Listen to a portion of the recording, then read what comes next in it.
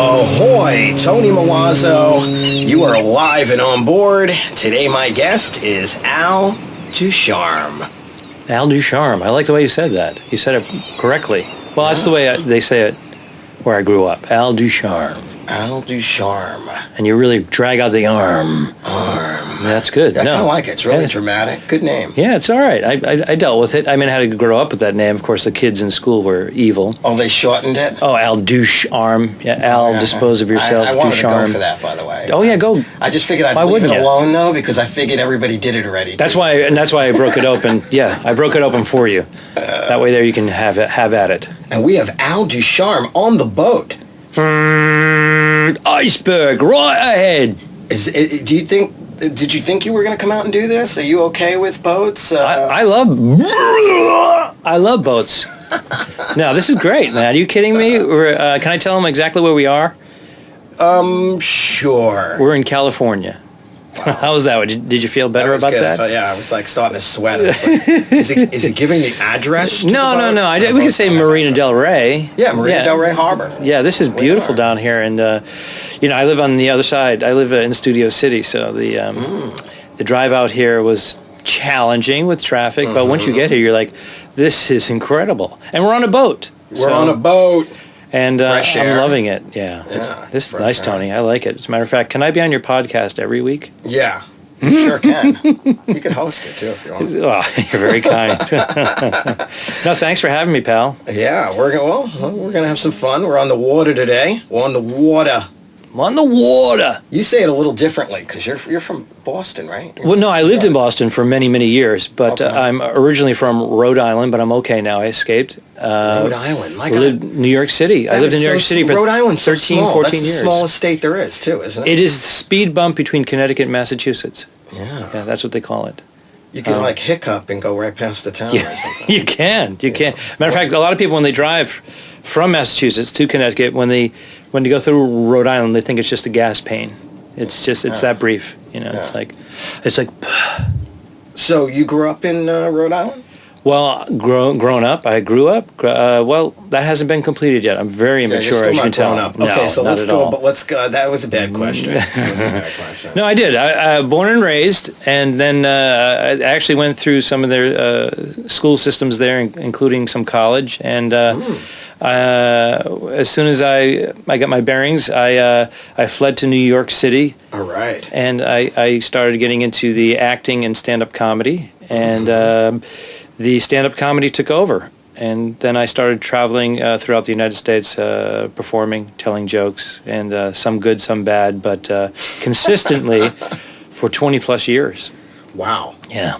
Yeah, it's been a long road, Tony. It's been long. But I know that I tried to get a hold of you. That was great. We were in the men's room. We were in the men's room. I remember. That's not where I tried to get a hold of you. I got him right next to me. He can't get away. No, but you were on a cruise, too, so you do cruise ships. I do. I mix it up. You mix it up. You do a lot of everything, huh? Yeah. I do some voiceover work. I've done some on-camera commercial work, and but still, my true love, besides my lovely wife, is stand-up comedy. I threw that in to cover myself. Yeah. It's my first love. Yeah. Stand-up comedy.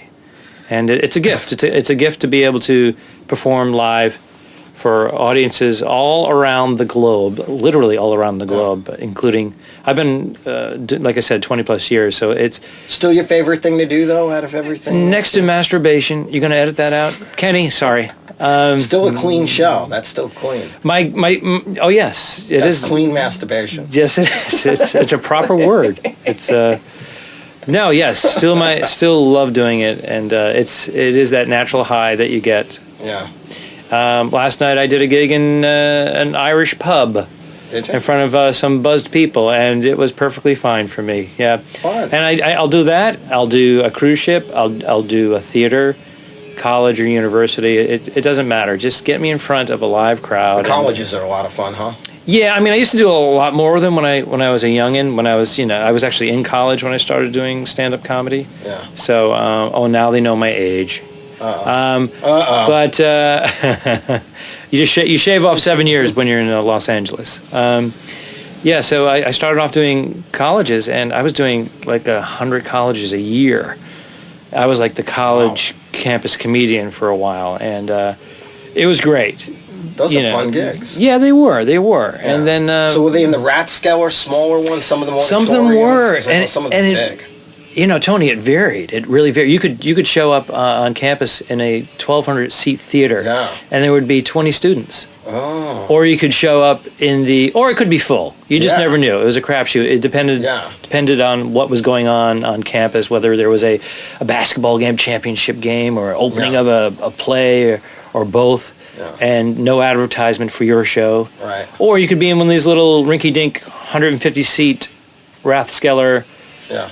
Lined with students, 250 students, standing room only, and those were great. Those are phenomenal. Do you find the young people, the colleges, are way more fun crowd than any place else? Or no, absolutely not. No? Let's move on to the next question. No, no. Again, it was a crapshoot. You just never knew.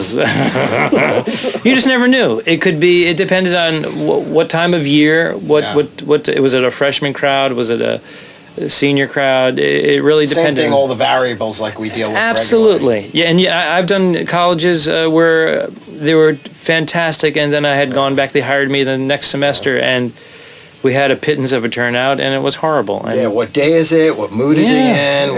How close are they to finals? All the variables, like you said. Same thing.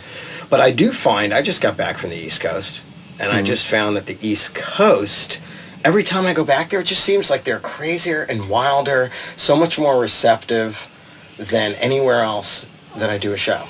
Well, that's your home. It's screaming, it's yelling.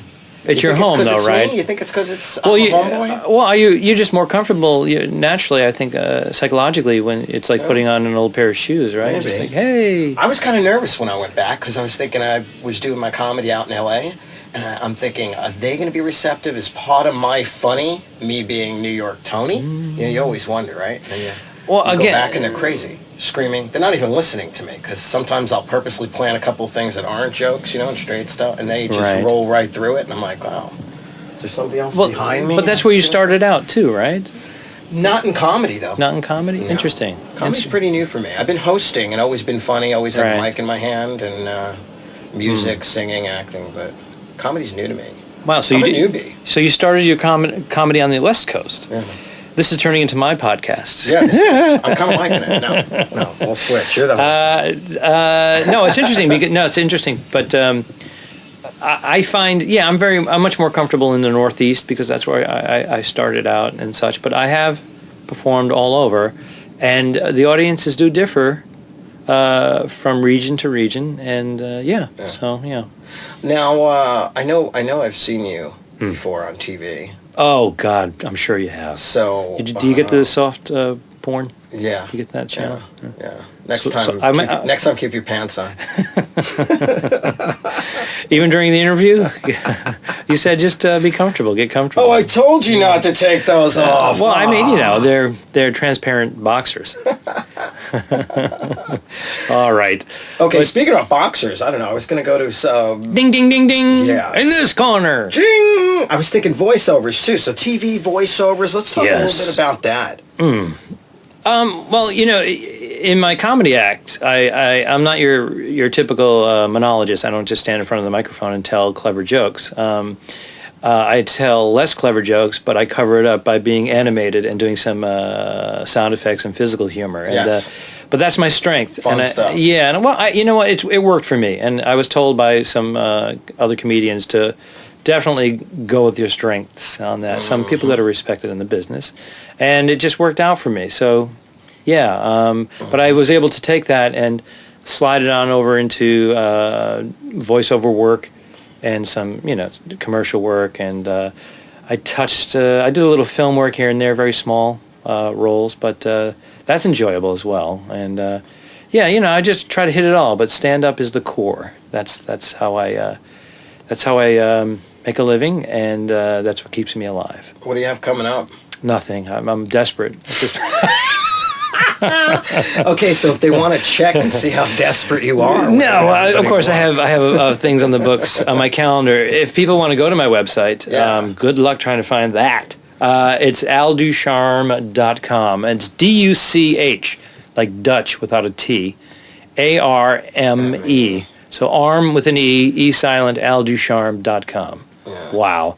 That's Pause, rewind.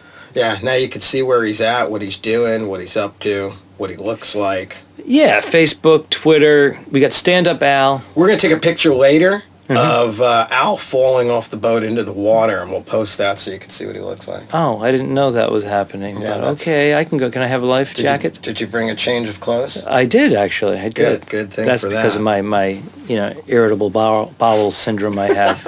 I couldn't even say it. Thanks for telling us. I hope Yeah. you have your Depends with you for today's trip. Well, I saw the paper towels, so I'm gonna wing it. I'm gonna wing it. Great. But yeah, Great. I love this whole aspect of being on a boat doing Yeah. a podcast. This It's is different, huh? I'm looking at I Googled seagulls. it. There's nobody else nobody's as crazy as we are out on a boat doing a podcast. Right, while we're taking on water. This is awesome. And you think they would. Remember bootleg radio where there were people in boats doing, Right. That was crazy. Avoiding back the in 80s and stuff. I was doing. doing that. I had a bootleg radio FCC? station back in the Did you 80s. really? So this is kind of an offspring. My friends in New York keep saying, wow, you didn't really go far. 80s you were on a boat doing bootleg radio. And It's you're full back circle. doing full circle. I'm back Who again. knew it was Yeah. going to be the stepping stone to mainstream? Oh, yeah. Who knew? Hmm. And this show's growing like crazy. The show's blowing up right now. It is blowing up? Every single day, it's hundreds of new listeners. And I had to stop the emails where they send you an email for each person that joins, the new listeners and stuff. Oh, that's a good problem to have. I had to change. I had to stop the emails. It's just too crazy. Well, it's going to drop off a little bit after today's. So. Thanks a lot. Thanks, Al. I was just self-deprecating. It was self-deprecating. I'm just saying, I know Dwayne Perkins was here. Recently. Dwayne was here last show. Yeah. So he's a good guy. He was fun. He's a good pal. Yeah, he I was like fun. him. Yeah, funny guy. Yeah, Funny guy. absolutely. He was on Conan the night before, so it was kind of cool. The morning after he was on Conan, we got to discuss that a little bit. And Conan promoted your podcast, I heard. Did he? Yeah, sure. Wow, Al, tease me. I did tease you on that one. playing with It could me have been. again. It could have happened. He had me too. I He know, I had did, me. I I'm did. and I watched it. And I'm I had you at- did he? I had you at Really? Conan. Did I miss something? Yeah, he held up the iPad with what was supposed to be, the book, but it really had Live and Onboard on there, right? Hey, can I talk about the show that Sure. you produced and You could talk about anything and you you want. hosted at the Wits End? Sure. That was a great time. That Rat was Pack show you're talking Yeah, the Rat Pack show. Yeah. No, that was my second one that I had done with you, but I just really enjoyed that whole Thank you. the whole production of You that had show. an incredible set, by the way. It was probably the best set of my life. So No, stop it. All right, Whenever I second. tell him he had a good set, that was the best set of my life. Yeah, sure, Al. no, it was just a lot. You were of fun. incredible. You're always awesome and funny, but that was you were. But the whole energy, I mean, the crowd, the other comics, everybody was polite. There was no backstabbing. It wasn't your typical. It was a lot of camaraderie. It was awesome. Yeah, I'm trying to make it a class act in old school. And then we got our bottle of red wine in the green room. Red Tony wine. puts out. I thought you got a menage. Yes, a menage. He got a menage à trois. And it was my second bottle, and I had it the next evening with my dinner, and we talked about you. Did your wife like the menage à trois? She wasn't home for that. All right. But it was delicious. I think it was a 12.5 or 13% alcohol by volume, and anything there you above the 11 is. I just tapped. You can tap all you want. I can tap all Not I want. really. The engineer will be upset. I'm fine with it. Okay. But it was yummy, and that's all I have to say about That was a fun that. show. Yeah. Fun show. yeah. You're going to come back to that show too, and you'll come back to this show, right? Well, that's what I wanted to tell you. I'm dropping a bomb right now. I've taken over your show, the Rat Pack, at the Wits End, and they said, "Can you let him know?" No, Okay. no. I really enjoyed it. You put together. It's a good energy. You know what it reminded me of? A lot of, and I'm going to get shit about this, I'm sure, but a lot of bookers or people that put shows together they're just mean, and they make you feel unwanted, and they make you feel like you should be lucky. You feel lucky that you're here, and you were just like gracious, and I'm blowing a little smoke up your bum. I said but, didn't I? No, I bum. appreciate it. But it I'm reminded not me gonna of... be able to get out of the boat. Do My you, head's gonna be do you so know big. do you know Mike Lacey, the owner of the Comedy Magic Club in Hermosa Beach? Do you know his reputation? I know the He has a place. reputation of being a really nice guy and being nice to comedians, and comedians love to perform at his club. They love going there because you don't deal with all the crap. He just kind of, and you do the same thing. So I'm just giving Thank you you very much. kudos. So don't turn into a jerk. No, I just try to treat people how I like to be treated, and I've been doing this. I'm an entertainer on stage since I'm 5 years old. So it's many, many years. And you're 7 now, so that's 2 years. 2.5. But I just treat people the way I want to be treated because I like to feel good. You're going to perform. You want to feel good, right? When you get up there, you want to spread that love. You know? And I believe that the good guys do finish last, and 10% of the time. Right. Well, hopefully I'll stay alive for a little bit longer. That'd be this great, time, right? At least to the end of the podcast. Yeah. That'd be awesome. So how you liking it here? Hollywood and California? Well, interesting enough, big transition for us. I still have my New York driver's license. I didn't switch that over yet. We have one vehicle back east that we keep, and then we have one vehicle out here, and it's really has not been an issue with my wife and I, because Bernadette Pauly is a very funny comedian in her own right. We have not had an issue with needing the car, except for today. A few times we've had an issue with where we both needed a vehicle. So I actually dropped her off at her thing that she's doing, and I came out here to do this, and then I'll pick her up on the way back. But really, you're gonna pick her up? I'm going to pick her up. If I can't find anything better, I'm just going to go back to the I was gonna check your trunk. Sure thing.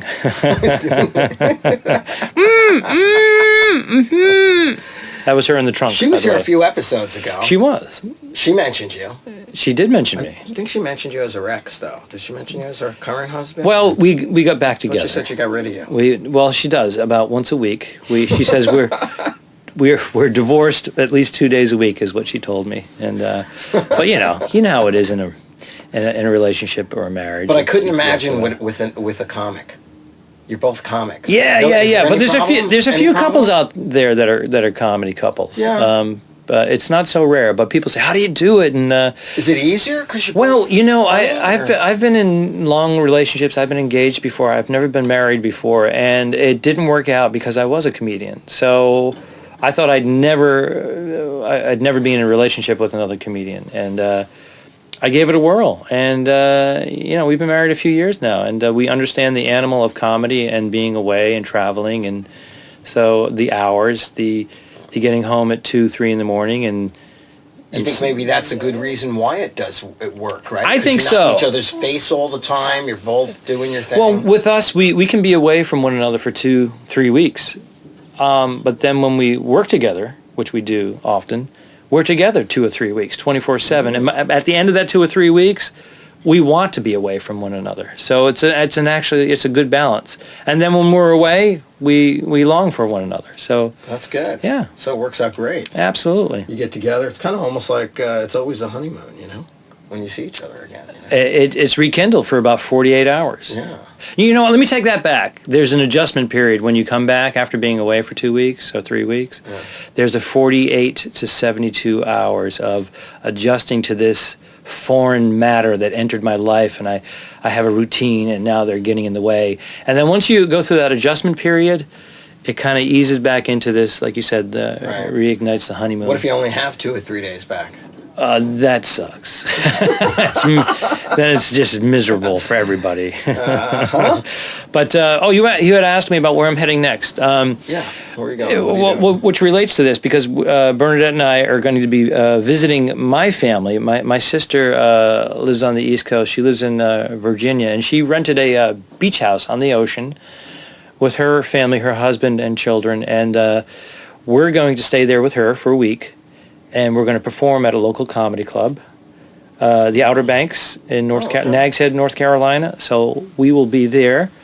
I don't know when this is going to air. Isn't that great, too? How you could plan your trips. Your trips are you stop. Yeah, and sets. This comedy club was we just sent them an email and said, "Hey, we're going to be vacationing there. Would you like to have us on your show?" And then the woman got back to us immediately. She says, "Oh my God, yes, absolutely." And so that was easy.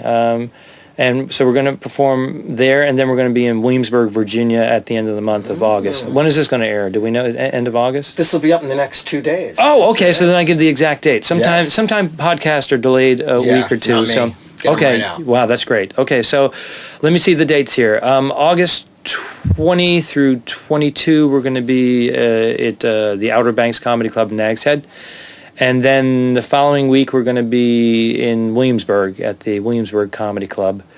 And then the week after that, we'll be at Nick's Comedy... No, I take it back. We're going to be at the Kowloon Comedy in Saugus, Massachusetts, visiting Bernadette's family. So that's another thing. We can visit family and work comedy, and 2 birds, 1 stone. It's all good. Isn't that great? You're doubling up. We're doubling up. Double pay. So now that's 3 weeks we're working together. Yeah. So at the end of the 3 weeks, we're going to have a mini divorce. Yeah.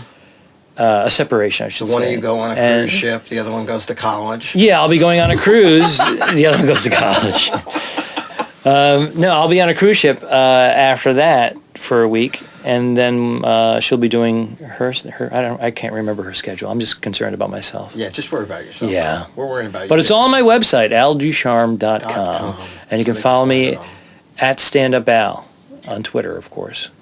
At Stand Up Al. Not to regress, but when did you realize you were going to be doing all this? All what? Comedy, performing. What? Like when did it? Oh, when I knew I didn't want to do the 9 to 5 thing. That just was not my. I started doing comedy when I was in high school. So you were doing it for friends? I had a taste. Yeah, there was a local show at Periwinkle's. It was called Periwinkle's, and they had a comedy night. It was basically a little restaurant in downtown Providence, and they would cater to the business people, the white-collar business people for lunch, and then at night they didn't have a lot going on, so they started doing a full-time restaurant, and then they had entertainment, and they had open mic on Wednesdays. So I put together 4 or 5 minutes, went down, and it went very well for me. It just, right from my very first show, it just went very well, and the club people said, hey, come on down, of course, bring people, bring your friends, because, it was kind of a bringer show. So you bring a few people, half a dozen people, and they cheer you on, and then you get better. And then they invited me on to the weekend when they were doing a regular full-time comedy show. Did your family go? They supported this? Oh yeah, they encouraged that because they wanted the drinks. My family wanted the drinks, and the clubs wanted to make money on the drinks, of course. There you go. But that's how it started off. But of course, my first show was sensational, and I would say my 3rd and 4th shows, it was horrible. It was like 9/11. It was just a horrible situation. First show was great. Yeah. Follow-ups were. Yeah. But then I went through trial and error, and then in college is when it actually took over as my income. It was ridiculous for this college kid to be making a living, like really twice as much as any of my friends, or 3 times as much as any of my friends who had full-time jobs coming out of college. That's incredible. I was very, very fortunate in that regard. Good for you. So you've never really had a 9 to 5 ever? No, I've had jobs in between, but not a true 9 to 5. Not a true 9 to 5. I was working as a private investigator for about a year and a half as a supplement income during my trial and error days. That's but interesting. I was doing people that had false claims that were working full time and collecting insurance for a claim. So they were making snitch. I was kind of a snitch. Good snitch though. So I would videotape people that were again working full time, and then they would join a baseball team and play baseball, and I would just sit in the stands with my hidden camera and videotape them playing baseball, and they're pulling down like 100 G's a year, working 40 hours a week in some job that pays like 40. Wow. Did you ever use anything from that in your material? No. I actually did. I was uncomfortable doing it, but it was a paycheck and it paid well. Yeah. But I did it part-time for about a year and a half, and then I just said, okay, comedy started taking over full-time. And I felt sleazy doing it. I just spit on you, by the way. It's okay. You're gonna swab the deck. I'm used to being spit on. Are you? Yeah. Okay. No problem. Mosh pit stuff. Yeah, I did that for about a year and a half. I worked at another place called the Carpet Giant, and basically I was driving a forklift and pulling carpeting off of these 20-foot racks and then pulling them out, measuring them, cutting them out, rolling them up, and putting them on top Wow. of customers' cars. And yeah, I did that while I was in college too.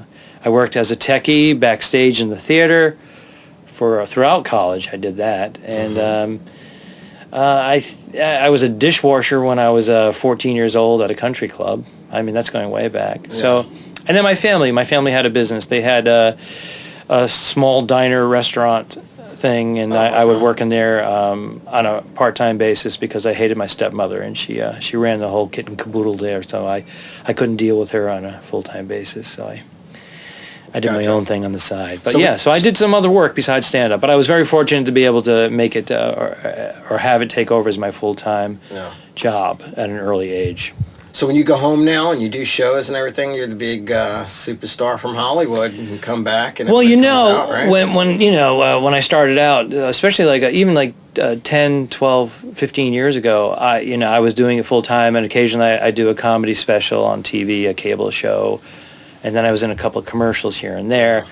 I was a superstar when I went home to my family, my parents would brag about me. My parents' phone would ring off the hook if I had a comedy special on or a commercial running. They thought I was, they just thought I was Brad Pitt or whoever, Yeah, it's funny how that works. The same thing. Doesn't matter what I get some small little pot on something. It's a huge deal back there. in the Oh, yeah. family, and everybody gets crazy. They show up. They just knock on my parents' door. My parents, they just don't like people that show up unannounced. They're not that type of people. But people just, hey, I was driving by your house. We saw your son in a Heineken commercial or this on a comedy, cable show, blah, blah, blah. And, it was a big thing. They get to live through you. Yeah, absolutely. exciting. Well, first my Exciting parents were like, what is he doing? He's doing this acting thing, and he's doing some stand-up comedy. Why don't you get a full-time job? And because I did work for my family, like I said, in the restaurant business, and they also had some investment properties, and I was like the maintenance boy, the 2 a.m., our heat is out, drive down on a school night and fix the heat. So I did do that too. That was slave labor because I wasn't being compensated. You have a roof over your head. Very navy blue collar, family. Yeah. You're lucky to be alive. But then they saw you doing some stuff, making some money. Well, then when I was on television, I did a local cable show out of Worcester, Massachusetts, and it aired on Channel 38, which was a big station back home, and it hit the tri-state area, Rhode Island, Massachusetts, and Connecticut, and that was it. I was a superstar to my family, and they respected me, and yeah. so how's that comedy thing going? Yeah. Saw you on TV. Yeah, that was a beautiful thing. So let me ask you. Yes. What is next? What do you see? What do you want to do in your future here? Well, I think that performing live is always it's in my blood. I'll go, if I go 4 or 5 days without being on stage, I start to Jones, and I have withdrawal symptoms. It's a big thing, yeah. So I'm always going to do that. I'm always going to travel the world. I've been through the Middle East. I've been through Europe, performing stand-up. Yeah, you from perform China. for the troops too, right? I perform for the troops, expats, people that move over to these countries for a job, and especially in China, they don't have much choice in entertainment, live entertainment, because they cater to the Chinese. Right. So any English-speaking entertainment, it's a commodity, So I'll go over there and perform. Matter of fact, Dwayne Perkins is heading over there. The Hong Kong Festival. He's doing the Hong Kong Comedy Festival, which I've done in the past. Did you see that poster with him on the front as a as a ninja, right? He's a ninja or something. Yeah, something going on there. Right. So that's a lot of fun because they do. You'll get Australians, British, Americans, anybody, and Chinese people who speak English will come out to the shows and support you. Yeah, it's pretty tremendous. Good stuff. So more future, more.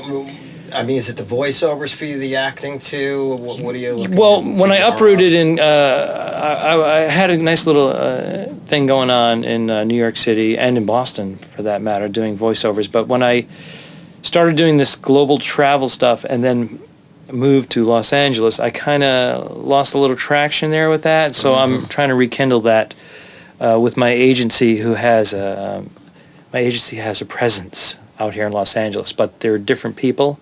Right. So I'm kind of the new guy. So they haven't really taken me on the way they have back east. But Right. that's okay. Yeah. We'll work that out. But yeah, it's just a matter of getting my feet wet out here. My wife had a television show. She was hosting a talk show for a year out here, and that was the reason why we moved. The show isn't happening right now, so we're still here. But we said we'd come out and try this for a couple of years, and we're digging it. We're loving it. Oh, yeah. It's great. Yeah, but you do have to work at it. You have to work hard, and I've been New game. Yeah, and I was kind of spoiled back east. I got into the comfort zone, and my phone wouldn't stop, and I had it pretty easy. Out here, it's like I said, you're a new face, so. It's like starting over. Even though I have all these credits and experience, which is great, it does help me kick the door open here and there. But it's work. Yeah. You have to promote yourself constantly. You don't realize. In New York, it is different. For anybody listening, in New York, your phone would ring. What are you doing Thursday? What are you doing Wednesday? What are you doing? I got here, it was all about where's your headshot? Where's your resume? Where's your tape? I'm like, wow, I need all this stuff. I had to go out and... There's a lot of last-minute things out here. Back east, again, I was fortunate. I was in that groove where They know my calendar would be filled 8 months a year out. I knew exactly where I was going to be. Here I still can, but it's more of I have to travel for it. But locally, it's you have to work. You have to work hard, and again, last minute things happen all the time here. Yeah. You're on hold for something. Okay, it's a go, and it's like, well, I have another commitment, and that thing. You never know what's going to happen. Yeah. The element of surprise. But I'm working on the YouTube page as well. Working on the video shorts and Al Ducharme channel on YouTube. I don't even know how to find that. Everything is channeled through my website. But okay. Because you just go to YouTube, put in your name. Yeah, you can put in my name, but what happens is they put up a bunch of videos that I'm in, and then every third or fourth one they slip in someone else, because it's in the same category, same tag. But my actual channel actually showcases all my stuff. Is that youtube.com/ Al Ducharme, yeah. Al Ducharme. Perfect. And then they have your channel. And you can comment on my silliness, and you can get a really good feel for my sense of humor. And it's a bit out there. I'm not going to lie to you. It's there's no reason, there's no method to the madness. It's I just enjoy all your stuff. You are funny pal. as hell. You're crazy. Yeah, I love it. Yeah. I love it. I love when I'm very serious though when I'm in a conversation, but on stage I'm just a whack job. Yeah. I love someone who's doing something different, and that's what I like about Al Ducharme. Always something different. You're cool. outside the box. Outside the box. Better than being in the box. Well, that's what we all strive for. Yeah. Good. Well, keep it up. Keep giving us funny stuff. Absolutely, man. Thanks so much. Great show today. Yeah, I had a good time. Again, this whole podcast on a boat, and I thought we were actually going to sail to Catalina, and then you were going to make me take a ferry 7 hours back. each way. We need days. We need days, Al. Well, I was up for it. What, were you really? Yeah. Cleared your whole schedule? No, I would just turn off my phone and just let people wig That's out. it. Just take off, let them wig out? Yeah. Yeah, same here. I have like 3 shows to deal with today. Oh, okay. Well, you're gonna go heading sailing. I haven't sailed. If it wasn't for this show, I wouldn't be out on the boat. That's how crazy it is right now with working. Oh, really? So now it's all the podcast gets me out on the boat, and it gets you out on the boat. I see. I see how you're tying it in. Sweetness. And you're heading out in a little bit, aren't you? Yeah. Oh, cool. Yeah. All right, man. Have great shows tonight. I will. And we will communicate. You've been a great guest. Oh, thank you very much. And Great guest. let me know about the Rat Pack situation. Oh, yeah. And We'll do I another love show doing soon. that. And awesome. Fantastic. This is us high-fiving. Want to Yeah, high-five? yeah, Let them hear it. There we go. High five, low five. Wow. Good show. Thank you, Al Ducharme, very much for being here. Thank you, everybody, for listening, subscribing, sharing it, commenting, rating it. Thanks for coming live and on board to Tony Milazzo's podcast right here out of Marina Del Rey Harbor. And I'll catch you again soon. Aloha.